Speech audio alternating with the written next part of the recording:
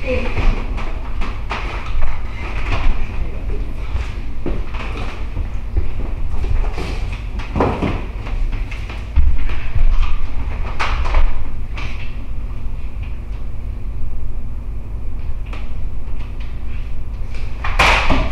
you ever had writer's block? Have you felt the ideas get blocked in your mind? Like a wall preventing ideas to come in? Well, that's what I have. I would like if I could go to a doctor to get it diagnosed because I love it when I get diagnosed with things. I know that sounds strange, but it's just a feeling of knowing you have something, and that is very comforting to me. Jeremy, what the hell? I've been waiting 7 months for you to write this play. 7 months. We could have had an amazing production in the time, but we were waiting for the amazing Jeremy Trust to come and write us an amazing play that will help us get back to the top. But no, we've been sinking more and more to the bottom, and this whole time, we've just been waiting for you. And while all this is happening, you've just been sitting here in a black void with absolutely no ideas. I know I have writer's block, and I hate it. I've had things like this before, but just not on this level, not on this scale. I'm trying to make something out of nothing, but my mind is just a void in which all of my ideas are just being sucked into.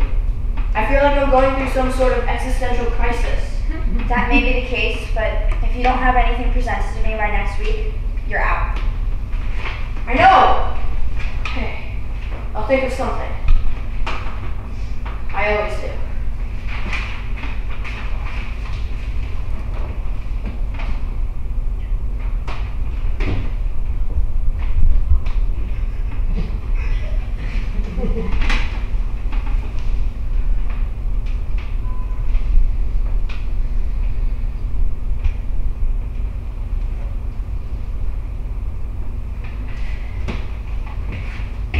So Jeremy, what's bothering you today?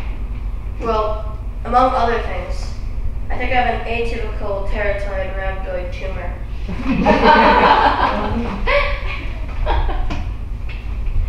I still have writer's block. Really? 7-month block? I would have thought that would have passed by now. Let me explain something to you. This writer's block is nothing more than your mind not wanting to accept something that has happened in your life. These events get buried deep in our brain and happen to be the only thing we can think about. This is what causes this writer's block. The only thing is, you haven't told me of any event that would cause this. Well, I'm not sure. I mean, there's a multitude of things that could be the cause of this terrible writer's block. What scale are you looking at? Something big enough to cause you guilt and shame, but not something so incredibly terrible that you would notice it every day. Well, there is one thing. About 2 years ago now, I was in a relationship with a girl named Nicole. Nicole was a nice girl, but I was the problem. I was having trouble writing this play, and I was becoming more and more narcissistic by the day. One day we got into a fight, and I left. Then I came back, and we were driving to her parents' house upstate. Suddenly, our car crashed into a gigantic semi. Nicole hit her head badly. We took her to the hospital, where they said she was going to be fine physically, but mentally, she was going to lose a big portion of her memory.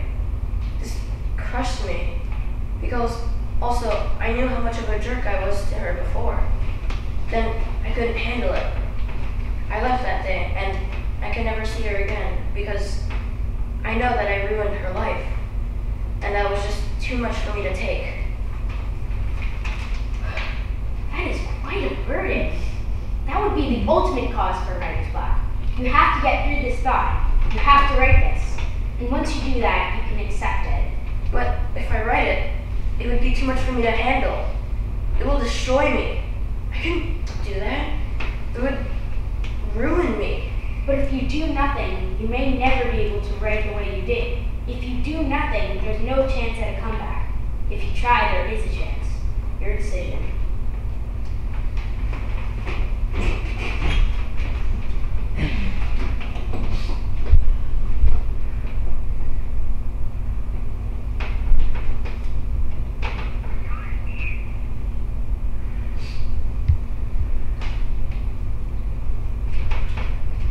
I've been writing for 3 hours now. My hands feel like they are stumped. My mind hurts on a whole at a whole other level. Bringing these thoughts back up to the surface is breaking me like a piece of glass.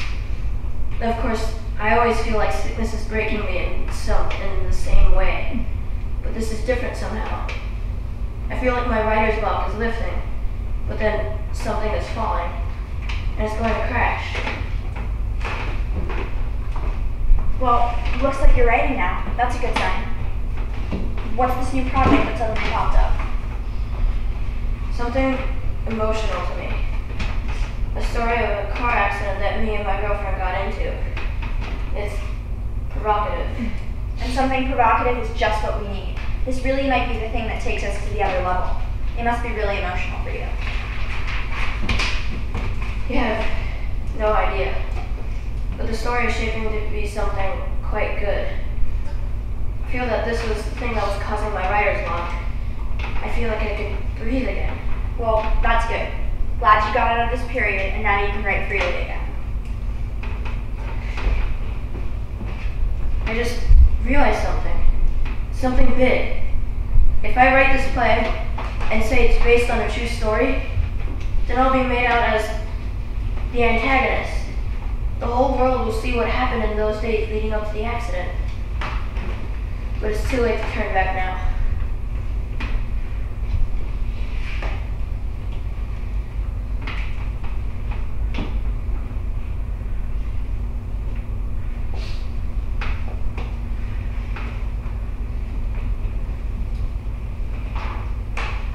I'm very proud of my name.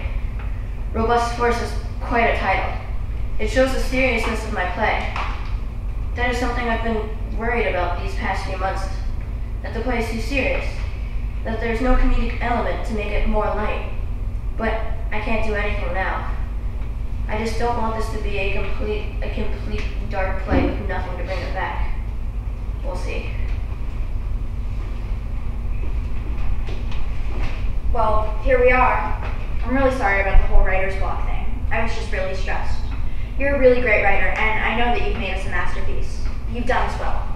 Even though this was hard for you, I'm really glad that you could write this and help get over your inner fear. That is what I'm most glad about, that you were at peace. Thank you. That means a lot. No, thank you. You're the person who gave this to us. We are the grateful ones. You're not coming in? I don't think so. I think I'm gonna stay out here for now. Well, thank you. You're welcome. Well, at this point, I can only hope people like it.